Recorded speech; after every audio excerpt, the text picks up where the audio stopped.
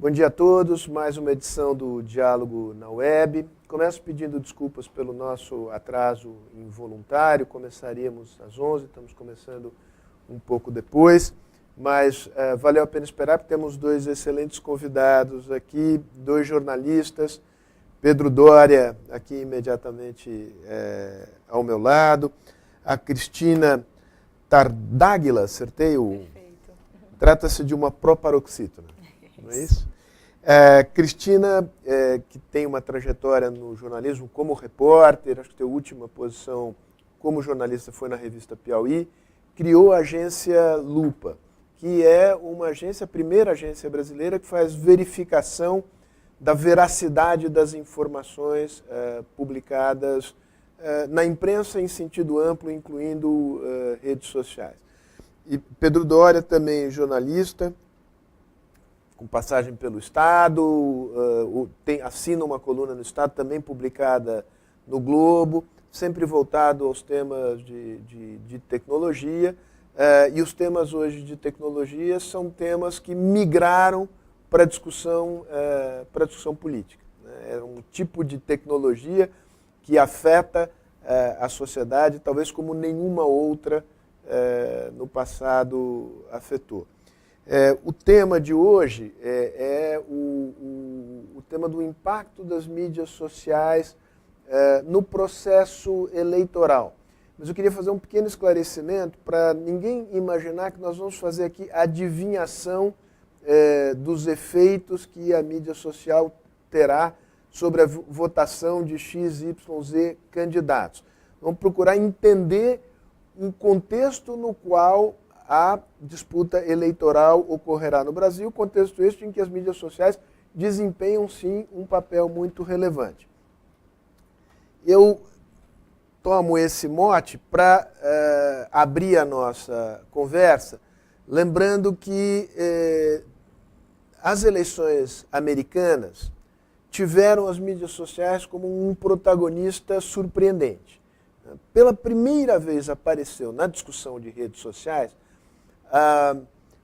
a ideia, o fenômeno de que as redes sociais serviram, supostamente, para campanhas orquestradas de desinformação do público americano com objetivos políticos. É isso que fez o tema das fake news ganhar uma relevância maior do que tinha no passado. Muito bem. Esse tema das fake news, eleições, se transpõe agora para a América Latina, onde a gente vai passar por um ciclo eleitoral grande, Brasil, México. Não por acaso, o Zuckerberg, acho que na semana passada, fez juras de que o Facebook tomará todas as providências necessárias para que o mesmo problema que houve nos Estados Unidos, ou coisa semelhante, não se repita no Brasil. Então, eu queria ouvir de vocês uma pergunta inicial que eu faço, muito geral. Em que contexto se dará essa disputa eleitoral no Brasil? Redes sociais passam por um tremendo questionamento de governos, de políticos, no nível internacional. Que reflexos isso terá sobre esses grandes players das redes sociais? Facebook é o que está no centro da fogueira.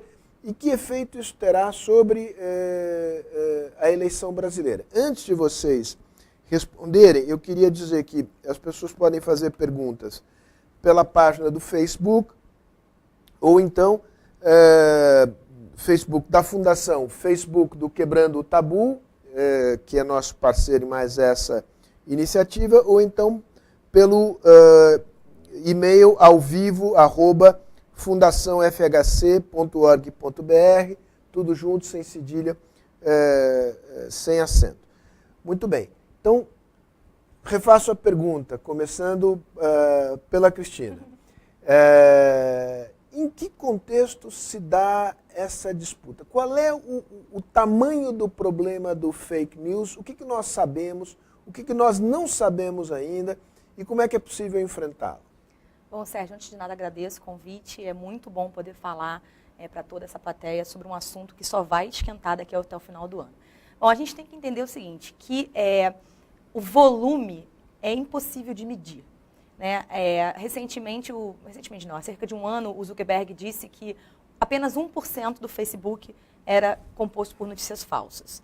Isso é impossível de checar, né? Eu trabalho com isso, é impossível você paralisar o Facebook e medir se realmente 1% do Facebook é ou não falso. Então, existe, até mesmo o Facebook não sabe o tamanho da mentira que ele ajuda a propagar. Então, esse é um primeiro cenário. No Brasil, o que a gente sabe efetivamente, é um dado bem interessante levantado pelo monitor do debate político da USP, que eles acompanham algumas páginas dentro do universo do Facebook e que se produz entre 3.000 e 5.000 notícias de política todos os dias no Brasil. Então, para a gente ter uma dimensão do campo de possíveis falsidades, né, muito grande. E haja jornalista, né, Pedro, para dar conta de tanta notícia a ser verificada. Juntando a esse montante e essa incerteza sobre o volume, a gente tem que entender que os grandes players de tecnologia estão enfrentando uma crise de reputação inigualável, né? A gente tem visto a capa da The Economist com o símbolo, né, o F do Facebook transformado em uma arma. A gente tem visto ataques ao Google, ataques ao Twitter. Então, existe uma tensão entre os players de tecnologia, mundo afora, que se reproduz no Brasil. Somado a isso, a gente tem um descontentamento óbvio e evidente do cenário político. Os políticos estão muito sedentos de legislação, e em sua maioria restritivas ao direito de falar e, enfim, reproduzir uma informação. É um contexto explosivo, eu resumiria assim a minha colocação para começar nossa conversa. Muito bom. Pedro? Eu acho que é importante a gente começar, sabe, Sérgio, falando menos sobre o que a gente sabe e mais sobre o que a gente não sabe. Vamos lá. Tá?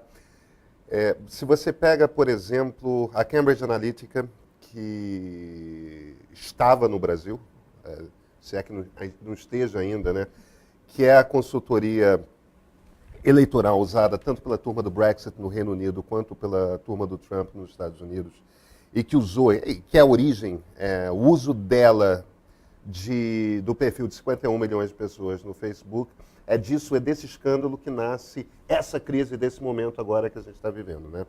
O uso desses perfis na eleição americana de 2016. O uso do estudo desses perfis nas eleições americanas de 2016. O fato de que eles tiveram acesso a esses 51 milhões de perfis e os usaram nas artimanhas eleitorais, com as ferramentas eleitorais deles, que levantou esse escândalo nesse momento. A ciência por trás disso, que é uma ciência que essencialmente permite a você, compreendendo do que as pessoas gostam, do que as pessoas não gostam, de que assuntos que tendem a mover emocionalmente as pessoas, não. A partir disso você consegue inferir a ideologia política delas, quais são as inclinações delas, quão mobilizadas elas estão numa determinada eleição. E a partir daí você descobre também que temas as mobilizam mais, e daí você poderia, por exemplo, plantar notícias falsas que as mobilizem emocionalmente. Isso é um processo muito mais emocional do que racional, né? A ponto de, no caso dos Estados Unidos, por exemplo, onde o voto não é obrigatório, ir à urna, ou, se você for alguém do candidato adversário, não ir à urna. Que isso faz... a gente não sabe, e esse é o meu ponto principal, a gente não sabe quão eficazes são essas técnicas. Se alguém pode dizer, se alguém pode se aproximar de dizer se essas técnicas são de fato eficazes ou não, é o Facebook. Mas o Facebook, no meio desse escândalo todo, já faz mais ou menos um ano que eles admitiram a participação, por exemplo, dos russos na compra de propaganda eleitoral que teve algum tipo de impacto na eleição americana. Já faz mais ou menos um ano que eles assumiram isso e eles são extremamente opacos. Eu acho que de todas... Eu cubro o Vale do Silício há uns 25 anos. Eu nunca vi uma empresa, por um lado, tão impactante, tão importante, e por outro, tão incrivelmente opaca. A gente não sabe. Eles estão estudando, mergulhando naquela quantidade imensa de dados deles. A gente tem uma pincelada em quais são as conclusões. A gente não sabe o que eles sabem. A gente não sabe o quanto que eles compreendem que foram manipulados. A gente já sabe que eles admitem que foram manipulados. Então, nem da eficácia a gente conhece algo que nos permita dar rigor. Não, isso aqui afeta muito, isso aqui afeta pouco. Vai ser uma eleição em que essas técnicas, de forma mais rudimentar, de forma mais sofisticada, vão ser muito usadas, e as duas redes sociais mais responsáveis por distribuição de informação no Brasil, que são o Facebook e o WhatsApp, pertencem à mesma empresa, que é essa empresa opaca. Eu acho que o nosso maior problema talvez não seja WhatsApp e Facebook. Sem dúvida nenhuma. E pertence à mesma empresa, que parte dos mesmos princípios, que parte da mesma filosofia. E esse eu acho, se eu fosse eleger a minha maior preocupação é a opacidade do Facebook, o quanto que a gente não sabe. Uma afirmação, cuja fonte é você mesmo, um artigo recente, você escreve que há 120 milhões de pessoas que usam o WhatsApp no Brasil. É um dado oficial. É disso que nós estamos o dado falando? oficial do WhatsApp. É o que o WhatsApp diz. É o WhatsApp diz. Deveremos acreditar ou não deveremos acreditar? É o Devemos melhor acreditar. que a gente tem, né? É o melhor dado que temos. O que, digamos, mostra, você tem 140, 150 milhões de eleitores. Claro que não é razoável você dizer, tem parte dos usuários do WhatsApp que não são eleitores, que não têm a idade mínima. Deixa eu temperar um pouco esse De qualquer maneira, digamos, só para... Eu volto a palavra para você. Digamos, nós estamos falando de uma arma eleitoral muito potente, né? Você diz pertence a uma empresa que é muito opaca. É um bom caminho forçar o Facebook a ser menos opaco, perdão. Quais são os instrumentos que os governos e as sociedades têm para isso? Por exemplo, isso é uma coisa que me incomoda pessoalmente, como gerente, enfim, diretora da Lupa, me dá uma angústia diária. Todas as outras plataformas, o Facebook, o Twitter e o Google, eles têm ferramentas que são capazes de mostrar ao jornalista o que está trending, né? O que está bombando naquele momento, naquele dia. E aí você, dentro desse universo de informações que estão sendo altamente compartilhadas, o checador ele pode optar qual que ele vai efetivamente verificar. E óbvio que ele vai optar por aquela que é mais enganosa e que tem mais compartilhamento. O WhatsApp, por sua vez, tem zero. Não existe como você saber, ou eu ou qualquer indivíduo, o que está sendo disseminado nas correntes de WhatsApp. Você não tem como saber o que é que está sendo compartilhado e quantas pessoas estão recebendo isso. Logo, o mecanismo de checagem em cima dessa informação é precário. A gente não pode, eu tenho uma equipe de 15 pessoas hoje na redação da Lupa, claro, cada um pertence a uma bolha e temos algumas bolhas em comum. Né? Nós não podemos levar aquilo que recebemos nos nossos WhatsApps como uma verdade plena e absoluta para o Brasil inteiro, e muito menos para o mundo inteiro. Logo, é urgente, e aí sua pergunta é o que fazer, eu acho urgente o Brasil exigir do WhatsApp que tem uma ferramenta como o CrowdTangle, que é a ferramenta que o Facebook disponibiliza, o Google Trends, que é o que o Google disponibiliza, o TweetReach, que é o do Twitter. A gente precisa saber o que está sendo falado no WhatsApp e quem está recebendo isso com que intensidade. Porque isso é a única ferramenta possível para alimentar os jornalistas de qual é a pauta do dia. Isso não tem. Se eu pudesse pedir expressamente, por favor, a gente precisa enxergar o WhatsApp de fora. Agora, isso permitiria, Pedro, Cristina, quem quiser, isso permitiria fazer verificação da veracidade ou simplesmente você saberia quais são os temas que estão bombando? As pautas. Para mim, Sérgio, seria assim, olha, todos os dias isso acontece na Lupa. A gente abre algumas ferramentas, não só essas 3 que eu falei, mas outras, e a gente vê, assim, a gente consegue saber, olha, essa informação aqui já chegou a 1 milhão de pessoas, a chance dela chegar a 3 milhões em 10 minutos é de X%. E tendo em vista essa curva de crescimento, a gente consegue dizer, olha, a gente precisa checar esta informação e apresentar a verdade nesta informação e não naquela. Tendo isso no WhatsApp, tendo esse sistema de oferta de o que é que está sendo mais lido e compartilhado no WhatsApp, a gente teria condição de colocar a equipe de jornalistas de checadores para efetivamente buscar a verdade naquele assunto. Entendi. Pedro? Deixa eu só fazer 2 observações. A primeira, temperar um pouco esse número de 120 milhões de usuários. Muitos brasileiros têm 2 celulares. Se você tem 2 celulares, cada um com WhatsApp, você é 2 pessoas nesse grupo. E se a gente leva em consideração que são aproximadamente 100 milhões de brasileiros na internet, acho que é até razoável dizer que a maior parte das pessoas que tem um smartphone no Brasil tem o WhatsApp. Mas, na verdade, devem ser algo entre 90 e 100 milhões de pessoas. Isso é a parte menos importante, porque continua um número aterrador, a metade da população brasileira e boa parte dos eleitores. O segundo ponto, complementando o que a Cristina fala, o Google tem uma sede no Brasil, o Facebook tem uma sede no Brasil, o Twitter tem uma sede no Brasil, o WhatsApp tem um pequeno escritório com aproximadamente 50 funcionários em Menlo Park, na Califórnia. Ninguém aqui. Não tem ninguém no Brasil, não tem ninguém na Europa, não tem. E um dos motivos pelos quais eles não têm é exatamente o seguinte: não tem responsabilidade jurídica. Não podem ser pressionados juridicamente. Então o Brasil não tem instrumentos concretos para... A não ser, evidentemente, um instrumento radical, que é um juiz dar uma ordem de mandar fechar o WhatsApp, que seria equivalente à censura. Você não pode fazer uma coisa dessa.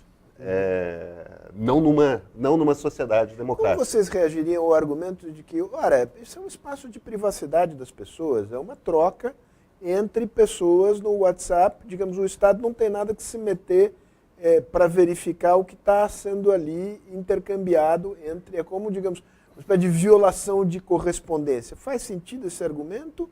O que a Cris estava sugerindo que nós tivéssemos não é exatamente a mesma coisa. Você está dando um dado estatístico a respeito de quais são as informações que estão circulando com mais frequência. A gente não está falando de conversa entre duas pessoas. A gente está falando de 10 milhões de pessoas que estão vendo uma mesma coisa. Não é privacidade. E a gente não sabe quem está falando. É isso, é exatamente o que você está falando. Desculpa, o Pedro está falando. É exatamente assim. Não me interessa se João mandou mensagem X para a Maria. Me interessa se 10 milhões de pessoas estão vendo aquela mensagem X e essa mensagem X é falsa. Então, assim, não é uma necessidade de entrar no WhatsApp das pessoas e dizer, olha, você está compartilhando notícia falsa. Não. Tem algum lugar essa informação, porque eu imagino que dentre o universo das pessoas que recebem desinformação nos seus celulares via WhatsApp, haverá algumas que precisam de uma referência. Poxa, mas será que isso é verdade? Peraí, algum lugar trabalhou sobre isso? Peraí, deixa eu checar em algum outro lugar. E tem que ter a lupa resolvendo essa questão. Né? Tem que ter um espaço em que as pessoas que tenham dúvidas ao receber informações no WhatsApp possam consultar. Só que se eu não sei o que está circulando no WhatsApp, eu não consigo trabalhar. Existe um princípio fundamental, Sérgio, isso é Alexander Hamilton, é Thomas Jefferson, é Robespierre. A gente está falando da fundação ali do que nós chamamos de democracia, tá? O princípio de uma democracia é um eleitorado bem informado. O que essas tecnologias estão fazendo essencialmente é permitindo que a fraude entre na conversa sobre eleição. É que a informação falsa comece a orientar os votos das pessoas. Num cenário como o que a gente vive hoje, não só no Brasil, como em todas as grandes democracias, de extrema polarização, na qual os radicais estão com uma voz mais alta, estão mais exaltados e estão dominando o diálogo na praça pública, é justamente nesse momento que a praça pública se tornou privada. Porque a praça pública, que é o espaço onde o debate sobre política acontece, hoje está dentro do Facebook, está dentro do Twitter, está dentro do WhatsApp. E duas dessas três entidades, Facebook e o WhatsApp, que pertencem à mesma companhia, são opacas. Quer dizer, repentinamente houve uma privatização e, ao acontecer a privatização dessa praça pública, do ambiente onde há o debate político, houve a inserção de informação falsa. Deixa eu fazer uma pergunta para a Cristina e depois eu faço outra para você, Pedro. Para a Cristina é a seguinte: o que caracteriza, digamos, vocês na lupa têm lá uma espécie de gradação, né? Termômetro, né? Um termômetro, não conhecia essa expressão, né? Que vai, digamos, do checado, é verdadeiro, ao falso. Né? O que fake news é só aquilo que é falso e deliberadamente produzido para produzir falsidade? O que caracteriza fake news? Pois é, Sérgio, isso é um debate enorme. Você pode ter, interpretações diferentes sobre o mesmo fato, que não caracteriza necessariamente uma falsidade. Deixa eu te contar um pouco. Assim, a lupa ela integra uma rede internacional de checadores, chama-se International Fact Checking Network, e FCN, para o pessoal da internet começar a seguir, vale muito a pena.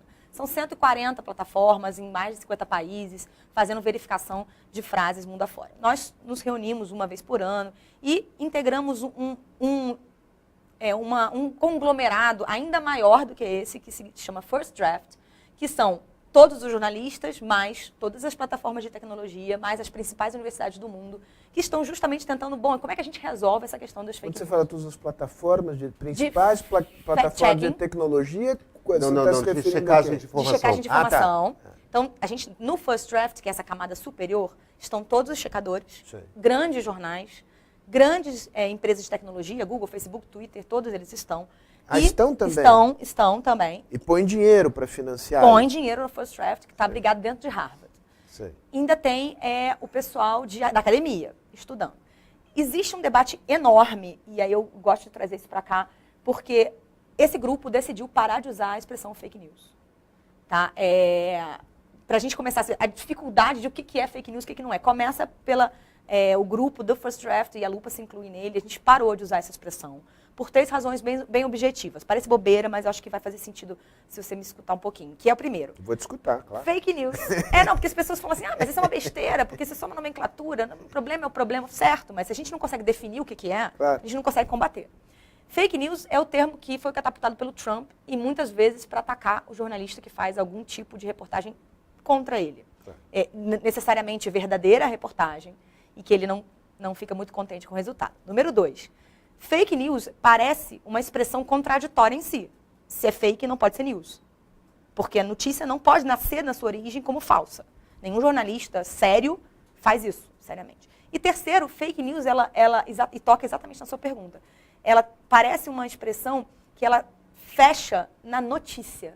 Quando a gente está falando de meme, de GIF, de vídeo truncado, de legenda da foto que não dialoga com a foto. Então, o tamanho do problema é muito maior do que o texto falcatruado do post do Facebook. É muito maior. Então, partindo desse princípio, o que é fake news? Assim, ainda é um conglomerado de informações que não casam. Por que a gente usa o termômetro? Existem, óbvio, a fake news ela entra, e aí eu acabei de usar a expressão que eu falei que eu não uso, né? Você percebeu? Mas tudo bem. Ele entra num cenário de disputa de narrativa. Né? Então, não necessariamente você é de todo falso, não necessariamente você é de todo verdadeiro, mas você só joga a luz naquilo que te interessa. Né? Por isso que é necessário ter uma gradação entre a verdade e a mentira. Agora, interessante isso, quer dizer, isso não é propriamente novo, quer dizer, os meios são novos, a capacidade de propagação disso é novo, mas, digamos, iluminar mais um lado da questão do que o outro são técnicas, digamos, os jornais usaram isto, Sim. Os jornais passaram a se profissionalizar, digamos, na origem os jornais eram sobretudo veículos partidários e tal. Esse fenômeno, o que tem de novo no fenômeno do fake news, Dória? É mais do mesmo ou é alguma coisa diferente e mais ameaçadora? Pode responder os dois? Pode. Vamos lá. Eu acho que tem algumas diferenças aí que são importantes e tem muito mais a ver com intensidade do que com novidade. Tá? Sim, os jornais nos Estados Unidos, a profissionalização deles começa nos anos 20 do século XX.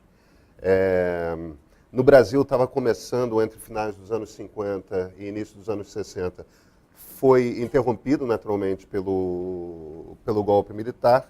E acabou sendo retomando anos 80, anos 90, mas porque, enfim, uma imprensa sob censura é essencialmente uma imprensa coada e o funcionamento é diferente.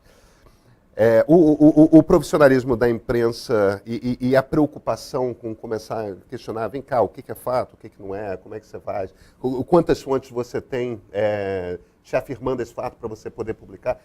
E é uma busca mesmo, uma busca por neutralidade, no sentido de que você conhece suas tendências pessoais e você se afasta delas. É um pouco o trabalho do psicanalista, né? Isso é uma coisa que é a profissionalização da imprensa. Outra coisa completamente distinta é a maneira como militantes políticos partidários de um lado ou de outro conversam. Naturalmente, eles vão ter versões diferentes a respeito de um determinado fato. Isso sempre aconteceu. esse debate sempre aconteceu, inclusive sempre aconteceu nas páginas dos jornais. Artigo a favor, artigo contra, tudo mais. O que acontece com a entrada da internet, e isso acontece em todas as indústrias, mas a primeira afetada é, evidentemente, a indústria que lida de alguma forma com informação, o que acontece é que você, de repente, pode pular a imprensa. Para levar o meu ponto de vista, eu não preciso mais da página de artigos de um editorial, não preciso mais que um editor. Não, eu posso ir lá e publicar. Com a entrada das redes sociais, essa coisa fica um pouco mais complicada, porque não só você pode publicar, como numa rede social você já tem um público organizado. E quando entram os algoritmos, o que é um algoritmo no Facebook, por exemplo? Para usar o exemplo da rede social da maior delas, 2 bilhões de pessoas lá dentro, né? O que o algoritmo faz é, essencialmente, ele é uma máquina de te manter a maior quantidade de tempo possível lá. Como é que ele faz para te manter a maior quantidade de tempo possível lá? Oferecendo para você mais daquilo que você gosta de consumir. Então, quanto mais você está lá, mais ele entende o que você quer ler. E quando você entra e bota nesse pacote informação política, é impressionante. O Facebook publica anualmente um top 10 dos assuntos noticiosos em vários países do mundo. 8 são relacionados à política, há vários anos. A coisa que as pessoas mais discutem no Facebook é política. E, invariavelmente, estão expostas àquelas informações políticas do seu lado. Isso virou, e esse é o ponto final, uma máquina espetacular para quem quer fazer o pior tipo de marketing eleitoral, que é você tem ali um público absolutamente ávido por informações que confirmem o seu ponto de vista. Sejam elas verdadeiras, sejam elas falsas. Então, da forçada de barra do seu ponto de vista, pulou-se para o sequer precisa forçar a barra. Você publica algo que seja falso mesmo, desde que interceda de alguma forma nas eleições. O processo é esse. Sempre existiu? Sempre existiu. Virou uma máquina muito mais poderosa, até porque as pessoas não leem mais jornal. É barato, digamos, plantar boatos ou plantar notícias fraudulentas e espalhá-las pela rede social? Ou é necessário ter um exército de hackers organizados pelo Kremlin, para usar um exemplo concreto? Ou, digamos, uma versão tupiniquim pode ser extraordinariamente eficiente no sentido de atingir, enfim, um universo de vários milhões de indivíduos. Tem um exemplo ótimo, Sérgio, uma reportagem muito boa do Fábio Victor, hoje está na Piauí, mas era na Folha de São Paulo, ele publicou, ele descobriu, por exemplo, para citar uma iniciativa brasileira, um grupo de jovens que, enfim, sabem muito bem usar o AdSense do Google, ou seja, distribuir os banners numa página de internet, num site qualquer, e eles efetivamente, na época do impeachment da ex-presidente Dilma Rousseff, eles mantinham páginas que eram a favor e contra o impeachment, cheia de banners, faziam posts com títulos super quentes, né, a favor ou contra, ou seja, sem ideologia alguma, e levaram, segundo a Folha de São Paulo, R$100 mil mês.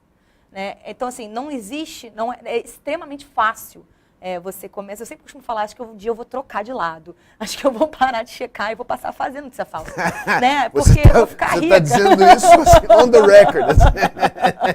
É isso, assim, é muito mais fácil fazer notícia falsa. Outro dia, eu também, voltando ao pessoal do Monitor do Debate Político, eles pensaram assim, uma notícia brilhante, que era, óbvio, falsa, cujo título era o seguinte: Pablo Vittar terá um programa infantil na TV Globo com apoio da Lei Rouanet. Você mistura 4 assuntos altamente polêmicos numa única frase. Né? A questão trans do Pablo, uma questão pedofilia com programas infantis, a TV Globo, que é uma fonte de eterno ódio, e com a Lei Rouanet, que é outra fonte de eterno ódio. Aquilo foi a coisa mais lida durante um tempo imenso. E esse camarada ganhou também alguns milhões. Agora, só para fazer aqui o contraponto, pesquisa recente da Datafolha para o Fórum de Segurança Pública, creio, analisava enfim, a propagação de notícias falsas sobre o assassinato, sobre a Marielle Franco, vereadora assassinada do Rio de Janeiro. esses dados mostravam uma propagação imensa, um número de pessoas que havia tomado conhecimento muito grande. Por outro lado, o número de pessoas que havia acreditado na notícia, minoritário. Começa a se criar uma espécie de anticorpo na sociedade ou isso é ingenuidade? Eu acho, Sérgio, que o ponto principal que esse tipo de pesquisa perde é uma observação que, nas várias gravações na semana passada que o pessoal do Channel 4 britânico fez com executivos da Cambridge Analytica, foram gravações escondidas, um jornalista deles se fez passar por um operador político de uma família poderosa do Sri Lanka que estaria querendo contratar a Cambridge Analytica. Tem um determinado momento, as pessoas foram para outras coisas mais chamativas, mas tem um ponto que ele cita que eu acho que é o ponto crucial da coisa. O que a gente tem que mexer não é com o lado racional das pessoas. O que a gente tem que mexer é com emoção. O que você tem que fazer, se você está fazendo esse tipo de marketing eleitoral, é descobrir o que dá medo nas pessoas. Do que as pessoas têm medo? Para um determinado grupo de eleitores, por exemplo, do Donald Trump, o medo é de desemprego. Emoções bem primárias. Né? Isso. A gente está falando do cérebro do lagarto aqui. Né? A parte mais básica, aquilo que simplesmente faz seus pelos oriçados. As primeiras emoções. Isso, exatamente. Quer dizer, é o medo, para um determinado tipo de eleitor do Trump, o medo é de ficar desempregado porque um robô industrial parou de fazer o que o operário fazia. Para outro, a questão é o mexicano, exatamente. Tem um princípio de racismo, mas que está diretamente ligado a será que minha cultura vai mudar, a familiaridade com o ambiente. Às vezes são coisas até que as pessoas não confessam. As pessoas não saem por aí dizendo que são racistas, não mais. Mas não quer dizer que o racismo tenha desaparecido. Você vai identificando quais são os medos dessas pessoas e é possível você aferir isso se você tem tudo que essas pessoas nos últimos 4 anos fizeram no Facebook. Se você afere isso, você vai dividindo e você vai fazendo um tipo de publicidade dirigida, às vezes na forma de fake news, que não vai falar de Hillary, não vai falar de Donald Trump, não vai falar de Marielle, mas vai contar a história de um determinado crime feito por um mexicano que aconteceu a 2 quadras da sua casa. Vai incitar o seu ódio. Então, o que você está fazendo, na verdade, no mês e meio anterior à eleição, deixando aquela pessoa exatamente com o tipo de medo... No estado emocional... No ponto. No ponto. Ao ponto. No ponto. Então, agora, tem um ponto interessante... Esses mecanismos estão em operação no Brasil já? Eu não tenho dúvida. Não tenho dúvida. Inclusive, existe um ótimo estudo da DAPP, na FGV, que é a atuação exatamente disso, por meio de bots. Né? Talvez o público não saiba muito bem o que é bots, são os robôs, que são maquininhas que existem nessas redes sociais. Softwares, na verdade. É isso. Programas. Para parecer que são pessoas, mas na verdade são máquinas, robôs, que postam loucamente uma mesma mensagem. E que nesse caso são mais comuns no Twitter do que no Facebook. Né? No levantamento da DAP mostra também no Facebook. Eles estão analisando comentários, né? Os comentários nas páginas. Né? Agora, é possível dizer, digamos, quem tem utilizado mais esses mecanismos? Os dois lados. Todos. Os dois Todos. lados. Existe um Aliás, estudo também. nessa eleição sequer são 2 lados. Né? São 10, 14. Então, uma tecnologia amplamente difundida. É bom a gente lembrar também que existe uma característica, se você me perguntar, imagino que a Cris vai concordar, eu acho que essa vai ser a primeira eleição digital brasileira. Presidencial vai ser a primeira eleição digital brasileira. Agora, se você olha para os candidatos... Dá números, tenta, digamos, fundamentar um pouco mais. Por que isso? Porque a circulação dos jornais está despencando, porque a audiência da televisão está caindo, porque as o pessoas WhatsApp não em era pesquisas... o que é hoje em dia, em 2014. Porque as pesquisas começam a indicar, e aí eu não lembro de nenhum número de cor, a Cris é melhor nisso, não sei se ela vai ter, de que as pessoas mesmo manifestam que se informam cada vez mais através da internet. A FSB, por exemplo, faz para o Palácio do Planalto, ou pelo menos fazia, uma pesquisa anual a respeito dos hábitos de informação das pessoas, que é o que orienta a distribuição de verba publicitária do governo federal, né? Você tem vários indícios de que as pessoas estão mais na internet e a principal fonte de informação delas é... O Reuters Institute também tem uma pesquisa que eles fazem anual, 70%. inclusive no Brasil, mostrando quais são os hábitos de consumo de informação. E você vê cada vez mais concentrado nas redes sociais. Agora, se você olha para os candidatos brasileiros, você olha, por exemplo, para o governador paulista, Geraldo Alckmin, que vem do PSDB, que é um dos dois principais partidos políticos brasileiros, ou pelo menos junto com o PT eram até pouco atrás, né, dominaram as últimas eleições presidenciais. O Alckmin está fazendo uma campanha que é uma campanha absolutamente tradicional. Ele está buscando alianças com partidos específicos, palanques nos estados. O objetivo das alianças é fazer a maior quantidade de tempo possível no horário eleitoral gratuito da televisão e tudo mais. Agora, você vai, por exemplo, para dois candidatos, Bolsonaro e Ciro Gomes. A campanha de ambos, eu pego um na direita, um na esquerda, a campanha de ambos é internet. Quantos vídeos já não devem ter aparecido de trechos de debates do Ciro Gomes na sua timeline no Facebook? Todo mundo está vendo trechos de debates. Vou confessar uma coisa aqui, eu não tenho Facebook. Você não tem Facebook? Ele é jovem, ele você. tem Instagram.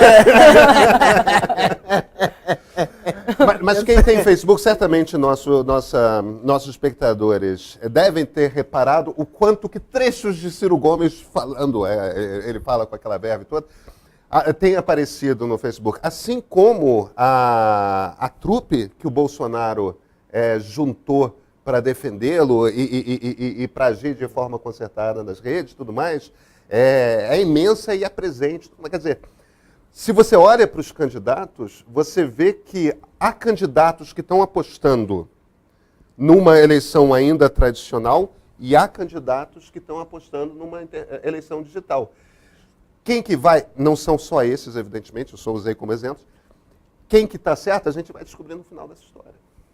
Mas sabe o que eu acho? Fala. Que não é tanto assim preto no branco, não, Pedro. Eu acho que todos usarão do ponto de vista táticas macro, iguais. claro, Só claro. que um começou por um lado, outro começou por outro. Em algum momento vai todo mundo estar fazendo a mesma coisa. Mas você percebe que alguns candidatos não estão nem aí para tempo de televisão. O Bolsonaro não está nem aí para tempo de televisão. E ele é o líder nas pesquisas. Ele não está buscando aliança, Cris. Pode ser. A aposta do Bolsonaro nitidamente é aposta numa eleição digital. O que funciona, quer dizer, primeiro, eu não tenho a menor dúvida de que mensagem nas redes sociais tem uma capacidade de mobilização dos seus adeptos muito grande, inclusive, digamos, de aquisição de novos adeptos. Agora, terá um efeito importante sobre essa massa de indecisos? Adoro a sua pergunta. Sim. E que é muito menos, digamos, muito menos engajada politicamente. Porque eu fico com a sensação, sem ser, longe de ser um especialista, nem usuário de Facebook eu sou, que tem um viés de seleção nisso. Quer dizer, as pessoas que estão mais ligadas no Facebook, na política no meio digital, são aquelas pessoas politicamente mais engajadas. Medo, Sérgio, medo.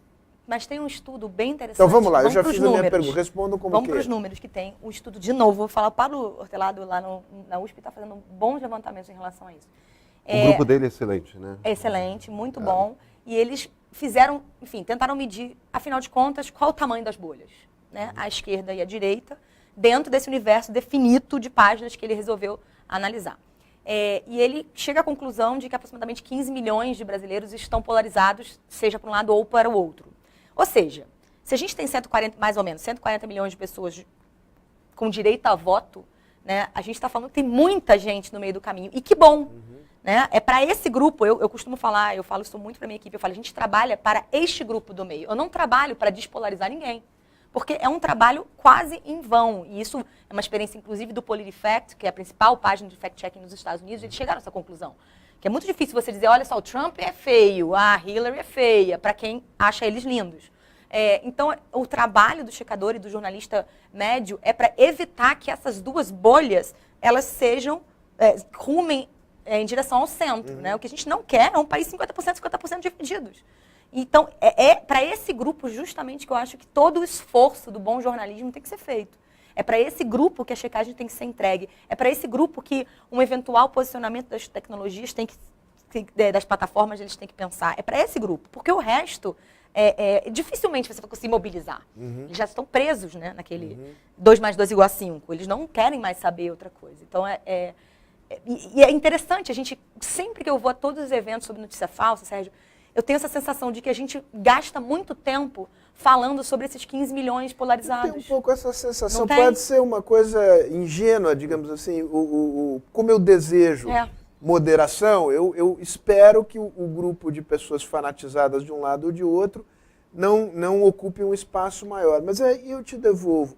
O fato de que essas redes, elas são veículos muito eficazes para mexer com emoções muito primárias, até porque elas trabalham não só texto, imagem, voz, que são linguagens muito potentes para mexer com as emoções. O que você acha eu sei que isso é especulativo, mas olhando para frente, você acha que haverá um certo cansaço da sociedade com esse excesso de comunicação política extremada? Ou isto pode ganhar um espaço ainda maior do que já ganhou, levando em consideração, inclusive, que as tecnologias estão sendo aperfeiçoadas? Sérgio, eu acho que qualquer pergunta a respeito de especulação no futuro é sempre muito difícil. Eu acho que a longo prazo você pode afirmar com alguma tranquilidade que o mundo vive períodos de polarização, seguido por períodos em que a massa da sociedade tende ao centro, seguido por períodos de polarização e por aí vai. A questão existem momentos de polarização que você vê, por exemplo, no Brasil em 1954. No momento em que o Getúlio se mata, o país estava extremamente polarizado, com denistas de um lado e PTBistas do outro. E você tem, de repente, aquela explosão com suicídio, um ano mais ou menos conturbado, o Café Filho, mais outros 2 presidentes. E aí entra no período do Juscelino Kubitschek, do JK, e as coisas acalmam. E talvez se não tivesse tido um maluco como o Jânio Quadros na sequência, nada teria acontecido. Agora, há períodos de polarização como o das décadas de 1900 e 1930, aqui no Brasil foi até barato. A gente mudou a República, mas ficamos nisso. Você teve a ascensão do comunismo na União Soviética e do fascismo em metade da Europa. Quer dizer, a longo prazo tendemos à moderação. E que tipo de momento estamos vivendo? Esses momentos, se você vai historicamente, esses momentos de explosão radical tendem a coincidir com momentos de mudança de plataforma de informação. No caso dos anos 20 e anos 30, foi a entrada do rádio. Exatamente. Veículos novos, maneiras novas de informar, ainda mais quando substituem por completo a maneira anterior, o que acontece é que essa fase de transição traz muito ruído, traz muita experiência, traz muita gente de má fé, traz muita confusão. As pessoas não criaram hábitos novos de informação.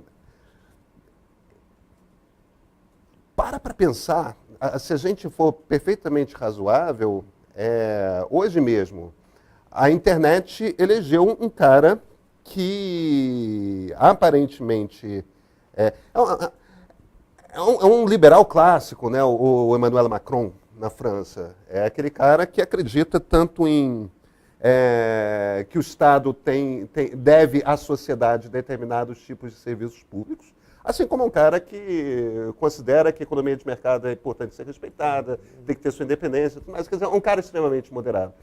Se você for para olhar para o cenário francês, vai dar tudo certo.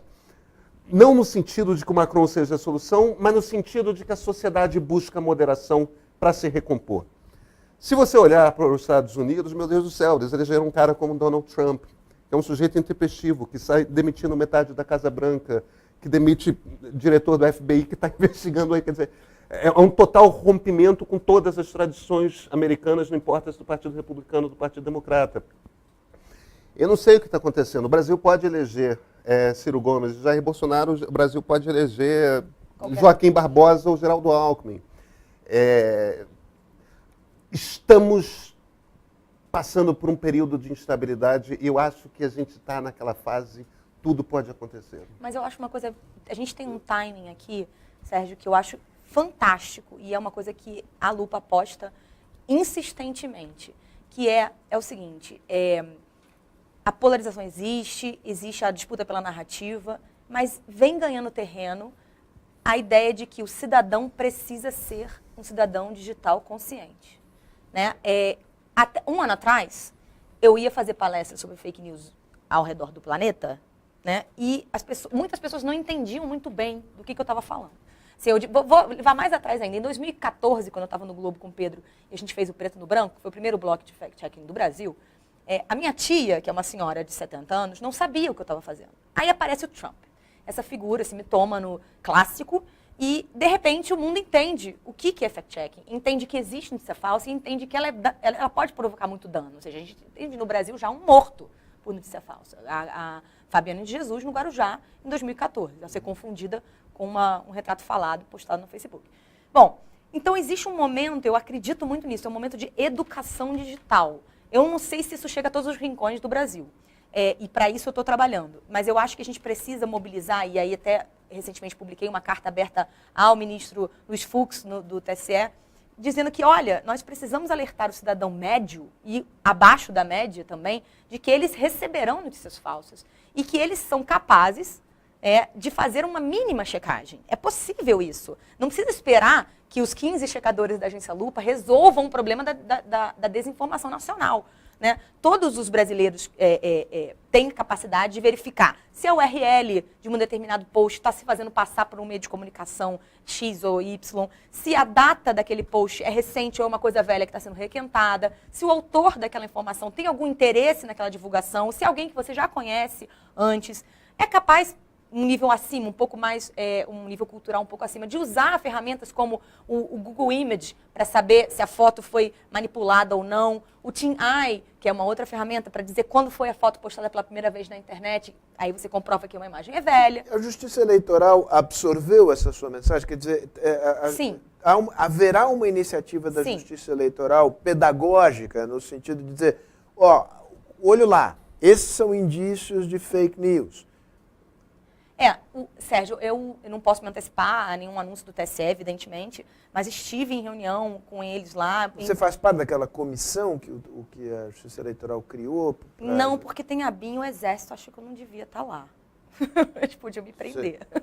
Não, certamente, não, agora sem piadas à parte. Quer dizer, por que você não...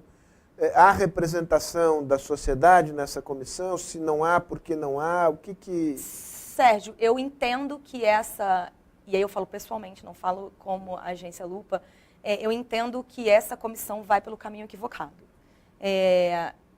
Não é, assim, o TSE, e falei isso ao pessoal, né, a cúpula do TSE, o Tribunal Superior Eleitoral não pode assumir para si essa batalha de brigar contra as notícias falsas, de resolver as notícias falsas.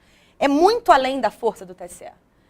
Ele não tem 5.000 pessoas para fazerem checagem, não tem braço para... Bom, se efetivamente essas informações forem falsas, o que vai ser feito com essas pessoas num prazo de 45 dias? Assim, é um volume colossal que o TSE não tem. Então, eu discordo dessa posição, falei isso para eles, eu acho que a solução é, de novo, devolver para o eleitor e para o cidadão brasileiro a incumbência de ele resolver a sua própria desinformação. E para isso, é óbvio, a gente não pode jogar o cidadão na fogueira. Tem que instruí-lo. E o TSE, ele tem aqueles espaços de utilidade pública, que é como, sei lá, naquela época faz o Zé Gotinha, a vacinação da febre amarela, esse espaço que é em rádio, em televisão, em jornais, para você efetivamente dizer, atenção população, vocês serão alvo de notícia falsa. E notícia falsa tem essa cara e tem esse jeito aqui de combater mínimo.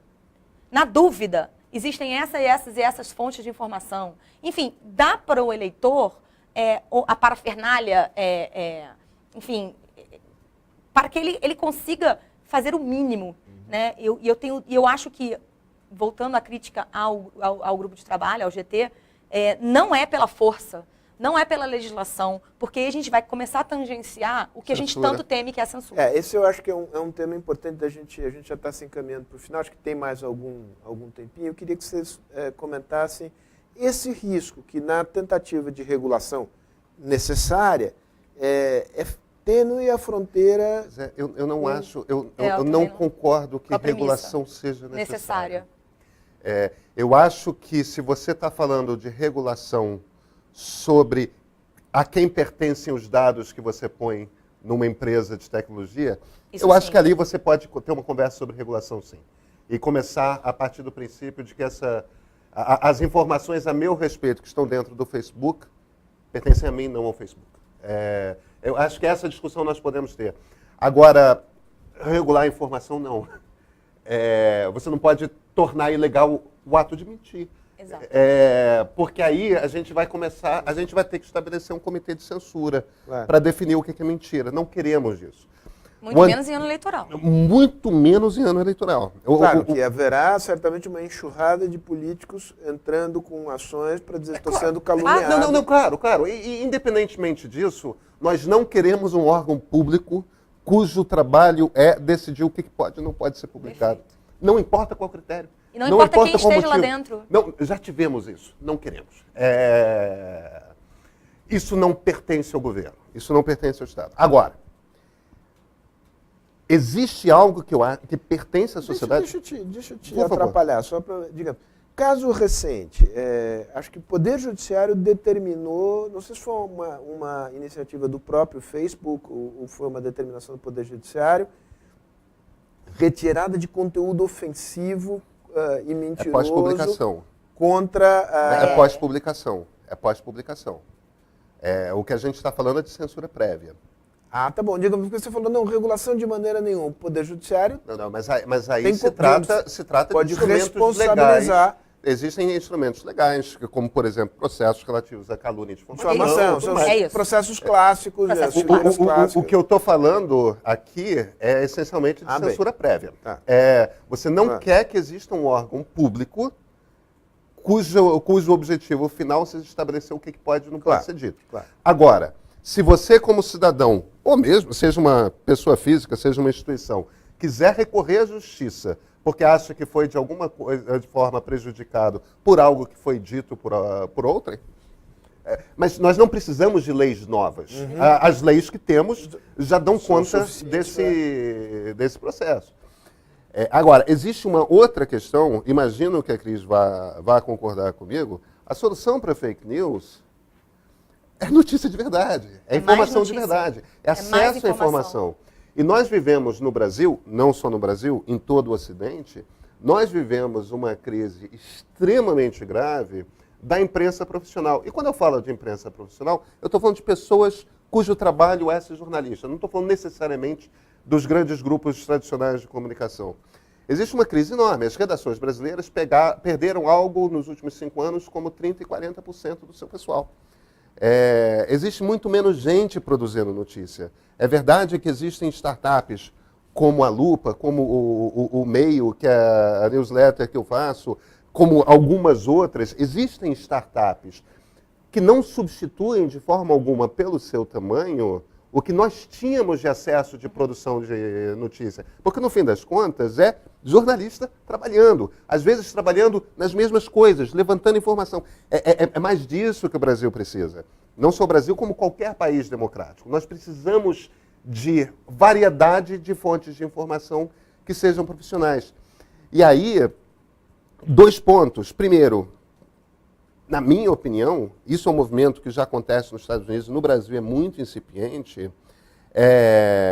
Grandes empresários, pessoas que têm dinheiro, deveriam perceber que faz parte da função delas como cidadania. Olha, eu preciso botar um dinheiro aqui em imprensa, em produção de noticiário. O jornalismo é um pilar da sociedade isso aberta. É um pilar da sociedade, não é uma instituição privada comum. É uma coisa que é necessária. É uma ferramenta necessária para a democracia. E número 2, existe uma responsabilidade que vem por parte de grupos políticos. Depois de 15 anos em que grupos políticos ficam martelando a imprensa, dizendo que é falso, dizendo que é golpista, dizendo que é isso, depois de 15 anos, isso não aconteceu só no Brasil. Isso se vê de forma mais ou menos incipiente em todas as democracias. Essa guerra de grupos políticos, tanto a direita quanto a esquerda, contra a imprensa. Depois de se martelar constante dessa defesa de ataques que são reais, que são coisas prováveis. Depois disso, depois de tanto tempo, a população também começou a se perder. Em quem que eu posso confiar, o que eu não posso? Quer dizer, eu acho que existe um trabalho de responsabilidade, de repensar as responsabilidades, tanto por atores políticos quanto por atores da sociedade. Eu tenho dito muito, Sérgio. Depois eu vou precisar fazer uma última pergunta para a gente fechar, porque eu tenho a impressão que estamos em cima da hora, né? Só uma última colocação, que você me permite. Assim, eu tenho tido, assim, eu acho que... às vezes eu sinto que eu carrego, assim, esse peso, assim, você tem que resolver a notícia falsa, né? Esse é um problema da imprensa? Mas é um problema de todo cidadão. Eu costumo fazer palestras e, assim, a primeira pergunta que eu faço é: levanta a mão quem já compartilhou notícia falsa. E aí eu volto à sua pergunta sobre a pesquisa, se eu acho interessante. Ninguém nunca levanta a mão. Porque ninguém nunca acha que está compartilhando notícia falsa, porque só compartilha aquilo que acredita. Certo? Então, quem é esse pessoal que está lá fora, né, que não somos nós aqui, que está compartilhando e consumindo tanta notícia falsa? São sempre os né? outros. Tem que botar a mão na consciência de que são sempre os outros? Não, somos nós também, certo? Então, assim, eu concordo assim, totalmente com o Pedro nessa colocação de que, bom, é preciso investir pesadamente em mais informação de mais qualidade. E esse é o principal meio para combater a notícia falsa. E informação, eu incluo também a parte de educação. Não estou dizendo que é apenas uma função dos jornalistas, mas é necessário que qualquer brasileiro médio saiba duvidar, saiba pesquisar, minimamente. Não é possível que isso seja só terceirizado para a imprensa. Né? A busca da solução para a desinformação, ela é individual. Né? Eu não estou na casa de todo mundo para resolver. Eu costumo dizer para minha mãe que eu virei personal fact-checker. Né? Todas as minhas tias me mandam, eu recebi isso aqui. Eu falo, gente, vocês não estão entendendo. Né? Assim, vou começar a cobrar o trocado para resolver a vida de vocês. Eu pensei que era só comigo. Não é? Deixa eu pegar duas, eu preciso encerrar. Claro. Eu queria fazer a mesma pergunta final para os dois. Eu sei que é difícil fazer prognóstico, mas a gente está entrando num período eleitoral e há grande interesse por isso. Eu não vou pedir para vocês fazerem prognóstico de resultado. Eu queria uma avaliação de vocês, qual é a sensação de vocês. Nós vamos ter uma campanha particularmente pesada, suja, desinformativa nas redes sociais, ou haverá espaço nas redes sociais para um debate um pouco mais esclarecido a respeito, digamos, das escolhas eleitorais. E, para terminar, na opinião de vocês, desta vez, as redes sociais terão um peso no resultado eleitoral como nunca antes na história desse país? Eu não estou pedindo para vocês me dizerem será decisivo, será o fator decisivo. Minha pergunta é, terá um peso maior do que jamais teve? Sobre o peso, eu não tenho a menor dúvida. Porque em 2014, por exemplo, o tamanho das redes sociais e o uso era outro. Você tem os números de cabeça? Não, só para as pessoas terem. Só para a gente pensar. Eu acho que eu não tinha WhatsApp em 2014. Vocês tinham WhatsApp em 2014? Não. Eu acho que eu não tinha. Então, o WhatsApp eu tenho. Desde 2014? Eu não me lembro. 2014 já faz parte do passado remoto. 2014... Eu não tinha. Eu acho que não, provavelmente não. Enfim. Não, eu tinha, e já havia um uso incipiente, mas era uma coisa recente. Mas não era o que é hoje em dia, não é? Eu acho que, sem dúvida, a gente vai ter, sim, uma grande participação das redes sociais. Não sei se na conversão de voto, mas no bochicho. Agora, o que eu acho, se vai ser sujo ou não, Sérgio, eu acho que isso vai depender muito, e acredite no que eu vou dizer, hein, dos políticos. São eles, eu adoraria que todos eles aderissem a essa quase utopia de fazer uma campanha limpa. É muito sério a gente chegar em 2018, ainda ter que pedir para o candidato ser honesto. Eu acho isso grave. Eu acho que tinha que ser default, né? A partir do princípio de que você vai jogar limpo na sua disputa. Mas isso nos parece tão estranho, esse pedido, né? É porque o candidato sempre pode terceirizar este trabalho sujo sem que ele próprio diretamente... Ele? A gente sabe disso. É isso. Né? Mas sobretudo, qualquer mídia, mas essa mídia em particular permite operações relativamente baratas. Sim. Em que, digamos, as digitais não aparecem. eu vou ser até talvez um pouco mais categórico do que a Cris. Primeiro, existe uma mudança grande entre 2014 e 2018, que é o seguinte, entrou uma quantidade muito grande de smartphones baratos no Brasil, vindos da China, e por que interessa as operadoras? Porque isso é uma decisão de negócios mesmo, que não tem absolutamente nada de má fé, mas essencialmente, como vem caindo muito rapidamente o uso de celular para voz, interessa as operadoras de telefonia botar smartphone na mão dos brasileiros que não tinham smartphone ainda, para eles começarem a consumir dados, pacotes de dados. Isso é um processo que vem mais forte justamente a partir de 2015. Então você tem uma massa de brasileiros hoje que usa smartphone, o que não existia, era uma coisa mais para classe média alta na última eleição. Isso já estabelece o WhatsApp, isso fez a diferença para o WhatsApp. E a diferença fundamental é o WhatsApp. Eu aposto. Mais do que Facebook. Eu te falo especificamente. A questão, por exemplo, das fake news relativas à vereadora assassinada Marielle Franco, a gente sabe mais ou menos o momento que elas entraram no Facebook, a gente sabe com certeza no momento que elas explodiram no Facebook. Agora, a origem dela é no WhatsApp. Então, provavelmente, para a estratégia, o Facebook tem alcance mais amplo, mais rápido. O WhatsApp é mais... Agora, do ponto de vista estratégico, se você é uma operadora de marketing eleitoral da pior qualidade possível, do ponto de vista ético, a maneira ideal é você planta no WhatsApp, faz cair em redes específicas no WhatsApp, que essa turma já tem mapeadas. Isso vai fazer com que, inevitavelmente, em algumas horas, transfira para o Facebook. E aí no Facebook você tem instrumentos como esses sites... Pode botar dinheiro, subir, funcionar, segmentar, e aí vai. Então, para mim, me parece inevitável que essa vai ser a pior campanha eleitoral que nós assistimos. E olha que 2014 já foi, por conta da polarização. Nesse caso da Marielle, em específico, algumas pessoas que depois se retrataram de terem compartilhado informações equivocadas, informam isso. É que eu vi isso no WhatsApp e resolvi jogar. Na dúvida, compartilhei no Facebook, que é aquele mal que o cidadão médio faz. Na dúvida, compartilhei. Então, assim, essa ligação entre as redes, ela é muito importante. É só você prestar atenção em quem está no comando das pesquisas. São justamente os candidatos que pegam mais pesado, que estão mais dispostos a buscar uma política feita pelo embate do que uma política pelo confronto de ideias. Essa é a eleição que a gente vai ter. Vou precisar encerrar, mas não posso encerrar sem antes fazer uma propaganda deste livro, porque ele diz respeito justamente a esse tema que a gente discutiu agora, e é um esforço da Fundação Fernando Henrique Cardoso, do Centro Edelstein, ambas as instituições constituíram um projeto conjunto, Plataforma Democrática, do Pablo Hortelá, do monitor que você mencionou aqui, do Internet Lab, e que é um guia do cidadão para uso na internet. Por razões assim, de tornar o título um pouco mais charmoso, demos o título de Sobrevivendo nas Redes, Guia do Cidadão. Essa é uma cópia impressa, ela está disponível gratuitamente no nosso site do Plataforma Democrática para download em formato eletrônico.